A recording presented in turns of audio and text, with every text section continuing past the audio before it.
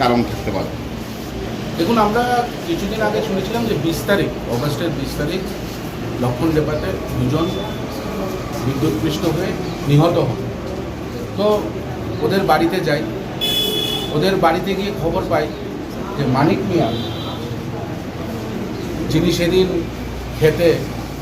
নিজের ক্ষেতে ঘাস কাটতে গেছিল, সেখানেই সেই জায়গাতেই একটু সামনে অবৈধভাবে হুক লাইন টেনে মাছ মারা হচ্ছিল কারেন্ট দিয়ে।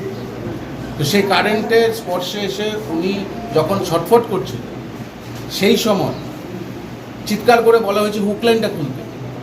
তখন হুক লাইন না খুলেই বলেছে হুক লাইন খুলে দিয়েছে। সেই আশ্বাসে আরেকজন এসে ওনাকে বাঁচাতে যখন ধরতে গেলেন, উনিও নিহত হন। এবং সবচেয়ে দুঃখের ব্যাপার যে যারা এই কারেন্ট দিয়ে মাছ মারার সঙ্গে যুক্ত ছিলেন তারা ভারতীয় জনতা পার্টির সক্রিয় কর্মকর্তা।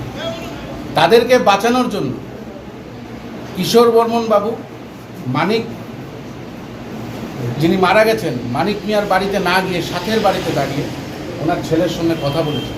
ওনার ছেলেকে যাওয়ার সময় বলে গেছেন যেহেতু অবৈধভাবে। কোন ব্যক্তির কথা বলেছেন? কিশোর বর্মন, মিনিস্টার কিশোর বর্মন, নলছড়ের বিধায়ক, ভারতীয় জনতা পার্টি। উনি ছেলেকে বলে গেছেন যেহেতু এটা অবৈধভাবে হয়েছে, কেস টেসে যাওয়ার দরকার নেই, কেস করে লাভ নেই, আমরা নিজেদের মধ্যেই মীমাংসা করব। দুটো প্রাণ নিহত, দুজন মারা গেছে, আর ভারতীয় জনতা পার্টির নেতা, মিনিস্টার, উনি এসে বলছেন যেটা পুলিশে কেস করে দরকার নেই, বড় অসুবিধা হতে পারে, কেস করুন। এই হচ্ছে আমাদের রাজ্য এবং আমাদের দেশের অবস্থা। 7 দিন ধরে, 22 তারিখের পরে 7 দিন ধরে পুলিশ থানা এই অসহায় পরিবারটি ঘুরে বেড়াচ্ছে, তাদের কেস নেওয়া হচ্ছে। আমরা এই শুনে এখানে আসলাম, জিজ্ঞেস করলাম কেন কেস নেওয়া হচ্ছে না। কারো কাছে কোনো জবাব ছিল না।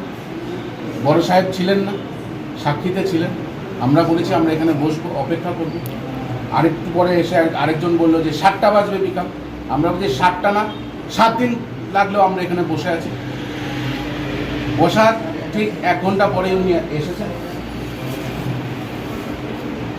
উনি রিসিভ করেছেন এফআইআর। এই যে রিসিভ, আজকে 7 দিন পরে উনি অন স্পট রিসিভ দিয়েছেন এবং এই তদন্ত সুষ্ঠুভাবে করার আশ্বাস উনি জানিয়েছেন। এই জন্যই আজকে এখানে আসা। ত্রিপুরা প্রদেশ যুব দলের সবসময় আসে মানুষের স্বার্থে, অসহায় যাদের উপরে জুলুম হয় তাদের সঙ্গে তারা আগেও আমরা এসেছি। এই মেলাঘর থানার কি অবস্থা আমরা জানি। তারা যারা ভিকটিম তাদেরকে না ধরে, যারা ভিকটিম না, যারা বাজে কাজের সঙ্গে লিপ্ত না, তাদেরকে জেলে ঢোকা। আমরা কিছুদিন আগে দেখেছি একটা ছেলে, আমাদের আরটিআই অ্যাক্টিভিস্ট, তাকে মিথ্যা মামলা সাজিয়ে তাকে ঢোকানো হয়েছিল এবং সে বোধহয় এখন বেলে মুক্তি পেয়েছেন, যতটুকু আমাদের কাছে খবর।